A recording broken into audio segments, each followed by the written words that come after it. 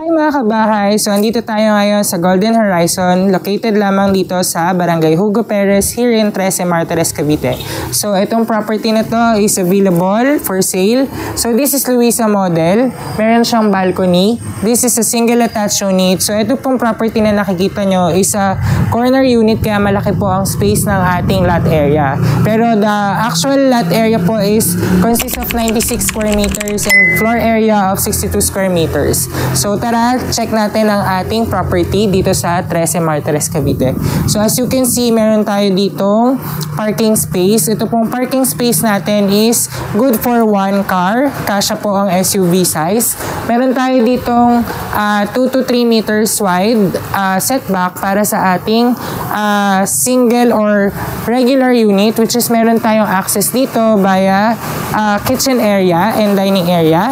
So, ito po ang ating setback naman sa ating likod.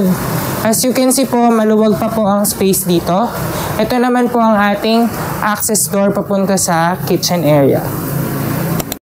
So, dito nga pala mga kabahay sa ating frontage, meron tayong garden area katabi ng ating parking space. So, ngayon naman, pasukin natin ang ating loob ng property. So, as you can see po, pagpasok natin, this would be your living area. And dahil ito po ay model unit, ito po ay naka-complete finish. Available din po ito for sale pero cash basis po ito. So mga kabahayan, dito naman tayo ngayon sa dining area. Dito sa dining area, meron tayong sliding door. Access natin to papunta sa ating lanay area. And then on this side naman would be your kitchen area. Meron na tayong kitchen sink dito and cabinet. And this one po is our service door papunta sa ating dirty kitchen or laundry area if you preferred. So meron din tayo dito ground floor toilet and bath. So mga kabayan, dito naman tayo ngayon sa ating second floor. So dito sa second floor natin, meron tayong 3 bedrooms and 1 toilet and bath. So on this side, this is the toilet and bath for the second floor.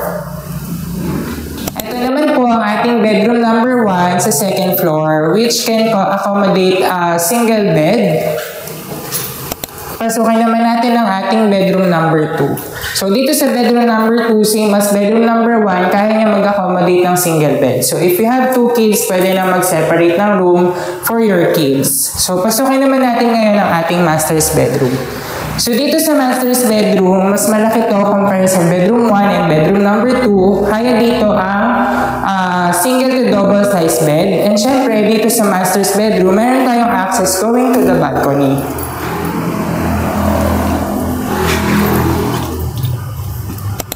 So if you are interested to book this project, send us a message. By the way, this is Von Tapawan of Exosia Properties, your PRC, and this is the accredited salesperson. Thank you for watching mga kabahay.